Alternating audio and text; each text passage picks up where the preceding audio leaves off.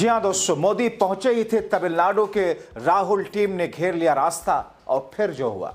स्वागत है आप सभी का। आप देख रहे हैं द राजनीति का विशेष सेगमेंट खबर और विश्लेषण। मैं हूं जबार खान। दोस्तों, आखिर प्रधानमंत्री नरेंद्र मोदी तमिलनाडु पहुंचकर ऐसा क्या करने वाले थे जिसकी भनक तमिलनाडु की सरकार, एम.के. स्टालिन और राहुल की टीम को लग गई। आखिर राहुल टीम ने मोदी को मानो रास्ता रोक करके जो कुछ कहा और जो शर्तें रख दी, जो सवाल कर लिए, उससे मोदी भागने क्यों लगे? दोस्तों, प्रधानमंत्री नरेंद्र मोदी के तमिलनाडु दौरे ने प्रदेश के अंदर चुनाव से पहले ही माहौल को, उसके तापमान को 7वें आसमान पर पहुंचा दिया। प्रधानमंत्री ने जहां स्टालिन सरकार पर कुशासन का आरोप लगाते हुए, निशाना साधते हुए ट्वीट कर दिया, तो वहीं दोस्तों उनकी यही गलती, उनका यही ट्वीट, यही दावा और बड़बोलापन उनके लिए भारी पड़ गया। तमिलनाडु के मुख्यमंत्री एम.के. स्टालिन ने पीएम को प्रदेश के लंबित मांगों और फंड को लेकर के उपेक्षा किए जाने को सवाल बनाते हुए, मुद्दा उठाते हुए मोदी के सामने छाती ठोक कर खड़े हो गए। स्टालिन ने कहा, प्रधानमंत्री को चुनाव के समय तमिलनाडु याद आता है। राज्य के करोड़ों रुपयों की लंबित योजनाओं का फंड है कहां? क्यों रोक कर रखा है? कहते हैं कि एनडीए लगातार तमिलनाडु को धोखा दे रही है। हमेशा से एनडीए को झटका देगा ये राज्य, क्योंकि जिस तरीके से मोदी सरकार तमिलनाडु के साथ में जो दुर्व्यवहार कर रही है, प्रधानमंत्री मोदी तमिलनाडु के लोगों के साथ जो दुर्व्यवहार कर रहे हैं फंड रोक करके, उसे माफ नहीं किया जाएगा। स्टालिन ने पीएम मोदी पर उनके उस ट्वीट को लेकर हमला किया जिसमें उन्होंने कहा, प्रधानमंत्री ने क्या कहा था कि तमिलनाडु एनडीए के साथ है। तमिलनाडु ने फैसला कर लिया है कि भ्रष्ट डीएमके सरकार को अलविदा कहने का समय आ गया। एनडीए की सरकार का रिकॉर्ड, क्षेत्रीय आकांक्षाओं के प्रति प्रतिबद्धता राज्य के लोगों के दिल को छू रही है। यह मोदी साहब का ट्वीट था।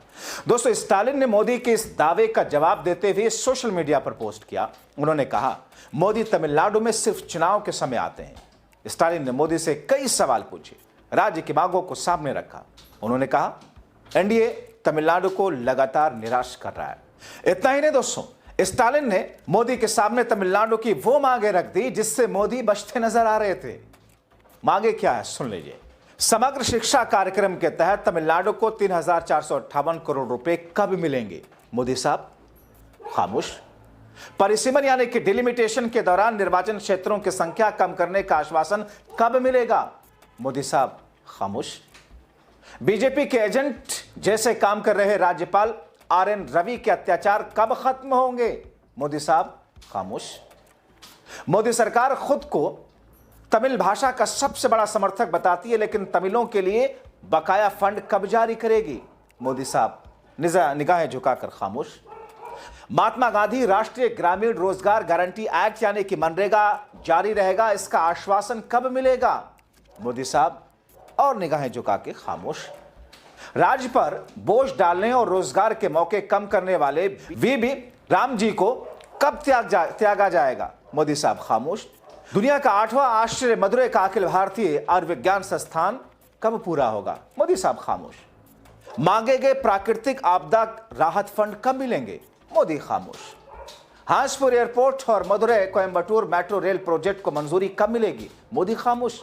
पुरातत्ववाद के अमरनाथ रामकृष्णन के नेतृत्व में 2014 से 16 में की गई किल खुदाई की पहली 2 चरणों की रिपोर्ट कब जारी होगी? मोदी खामोश।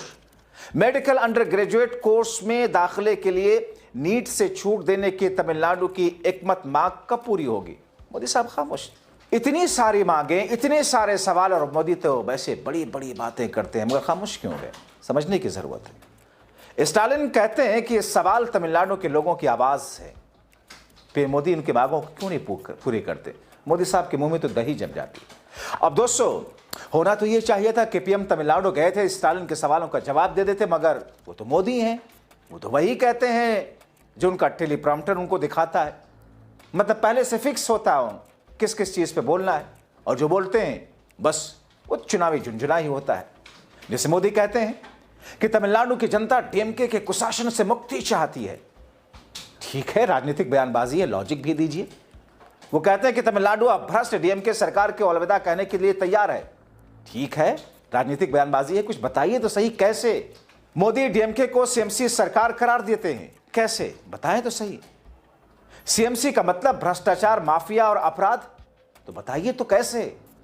पीएम ने आरोप लगाया कि डीएमके ने जनता के विश्वास को खो दिया है, राज्य में विकास के बजाय परिवारवाद, भ्रष्टाचार को बढ़ावा दिया है, राज्य डीएमके के कुशासन से आजादी चाहता है। कुछ तो बोले मोदी जी, कैसे विश्वास कैसे दिलाओगे जनता को। एनडीए ही जनता की पसंदीदा विकल्प है, मतलब वन वे कम्युनिकेशन। आप ही सवाल उठाओ, आप ही जवाब दो और आप ही जनता का मिजाज तय कर दो। डबल इंजन वाली एनडीए सरकार बनने से तमिलनाडु तेजी से विकास के राह पर आगे बढ़ेगा। अरे वाह मोदी साहब वाह, जिसे देश को तेजी से विकास के रास्ते पे आप ले गए ना, शिक्षा स्वास्थ्य के बजट को काट दिया आपने ना, विकास तो हो रहा है। किसानों का बजट आपने काट दिया। जिस बात का वादा आपने किया किसानों के लिए कि एमएसपी पर खरीदारी की जाएगी, एमएसपी दिया जाएगा, आज तक वो न जाने कौन से डब्बे में तैर रहा है। आप देख लीजिए शैक्षणिक संस्थानों के हाल क्या है, कानून व्यवस्था देख लीजिए, डीजल पेट्रोल देख लीजिए, मगर जिसकी लाठी उसकी भैंस। गांव में कहावत कही जाती है, हालांकि थोड़ा सा उसके शब्द ठीक नहीं है, जब ऊपर वाला मेहरबान तो फिर गधा भी पहलवान। थोड़ी अटपटी सी कहावत है, लेकिन क्या कह सकते हैं। मतलब दोस्तों, जब विकास और काम की बातें करने के लिए सब कुछ हो और कुछ भी ना हो, क्योंकि आप विकास और काम की बातें कहते हैं कि आपके एनडीए ने तो सब कुछ कर दिया, लेकिन बताने के लिए कुछ है ही नहीं। आप देखते होंगे बहुत सारे अंधभक्त बेचारे, हमारे यूट्यूबर भाई या मीडिया के लोग छोटे छोटे चैनल बना करके पहुंचते हैं लोगों के बीच में, ग्रामीण लोगों और लोगों, हर जगह अंधभक्त मिल जाते, पूछते हैं कि कोई एक अच्छा काम बताइए। कहते वो, मैं देख रहा था एक साहब किसी से पूछ रहे थे, अंधभक्तों से, पढ़े लिखे अंधभक्त थे, पूछा यूपी में कि, बोले योगी बाबा। अच्छा क्यों, बहुत अच्छा काम किया, कोई एक काम बताए। बोले वो जो बुलडोजर चलाया ना, मुसलमानों का घर तोड़ा है, बहुत अच्छा लगा।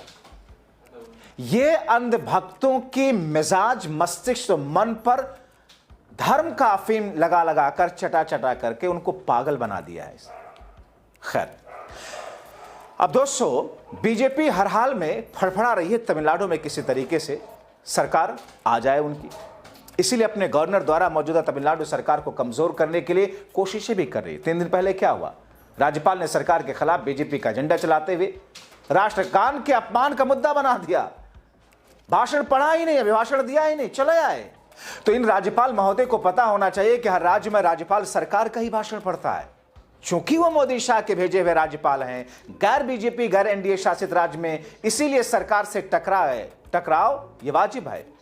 दोस्तों, बीजेपी शासित राज्य उत्तर प्रदेश, मध्य प्रदेश, गुजरात, असम, वहां के राज्यपालों ने कभी सरकार के भाषण को ठुकराया पढ़ने से? ऐसा कोई उदाहरण है? हो ही नहीं सकता। क्या मोदी सरकार के भाषण को पढ़ने से इनकार करने की हैसियत है देश के राष्ट्रपति की?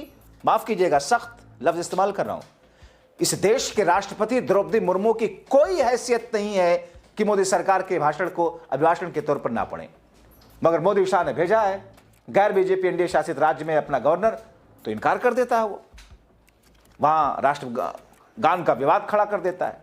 अब दोस्तों, सवाल ये कि क्या राज्यपाल के पद के जरिए गैर बीजेपी शासित राज्यों में भारतीय जनता पार्टी राजनीति कर रही है? क्या आरएन रवि को राजनीतिक टकराव का औजार बना दिया मोदी साहब ने? दोस्तों, राज्यपाल द्वारा बार बार राष्ट्रगान के नाम पर टकराव खड़ा करना, जबकि संविधान में राष्ट्रगान के क्रम को लेकर कोई सख्त निर्देश नहीं। तमिलनाडु में दशकों से पहले तमिल ताई वास्तु और फिर राष्ट्रगान की औपचारिकता होती रही है, लेकिन राष्ट्रगान की आड़ लेकर जिस किस्म से मोदी शाह डायरेक्टली तमिलनाडु में राजनीति कर रहे हैं, सबसे गंभीर तथ्य कि तीसरा लगातार वर्ष है जब राज्यपाल ने अभिभाषण नहीं पढ़ा। ये एक बार को इसे मतभेद कहा जा सकता है, बार बार ऐसा हो तो समझ जाइए कि उससे पीछे राज्यपाल महज एक कठपुतली बना हुआ है जिसे मोदी और शाह अपने इशारों पर नचा रहे हैं। इसलिए दोस्तों, मैं कहता हूं, जागरूक रहना जरूरी है आपका। देखिए ये सरकार कर क्या रही है, अपनी राय लिखें।